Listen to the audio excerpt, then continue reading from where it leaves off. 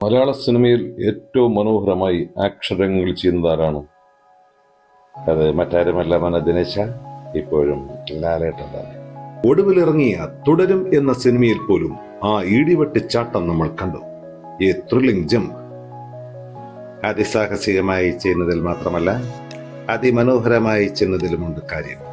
നാച്ചുറലായി അഭിനയിക്കുക എന്നതാണ് ലാലേട്ടന്റെ ഒരു പ്രത്യേകത. മറ്റു രംഗങ്ങളിൽ അഭിനയിക്കുമ്പോഴും ജീവിക്കുകയാണെന്ന് തോന്നും വിധത്തിൽ അനായാസമായി ഒഴുക്കിന്റെ സുഖം പകർന്ന് നൽകുന്ന മറ്റൊരു നടനുണ്ട്, സവാരി ഗിരീരി.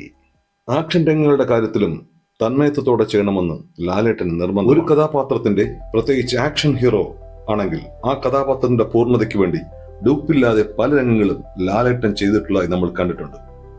സിനിമയിൽ വന്നത് മുതൽ ഈ പ്രായത്തിൽ പോലും ആ മെയ്വഴക്കം അത്ഭുതമാണ്. വഴിമാറട മുണ്ടക്കശേഖര. സ്റ്റണ്ട് രംഗങ്ങളിലും ഓട്ടം, ചാട്ടം, ഡൈവിംഗ്, കൊത്തിയൊലിക്കുന്ന നദിയിലെ നീന്തൽ എന്നിവയിലുമൊക്കെ മോഹൻലാൽ എന്ന കംപ്ലീറ്റ് ആക്ടറിന്റെ പരിപൂർണത നമുക്ക് കാണാൻ കഴിയും. ഗാനരംഗങ്ങളിലും നൃത്തരംഗങ്ങളിലും മറ്റ് ഭാവപ്രകടനങ്ങളിലുമൊക്കെ ഉള്ളതുപോലെ ആക്ഷൻ രംഗങ്ങളിലുമുള്ള ആ വൈദഗ്ധ്യമാണ് ലാലേട്ടൻസ് മാജിക് എന്ന വിശേഷണത്തിന് കാരണം. പുതിയ മാജിക്കിനായി കാത്തിരിക്കാം.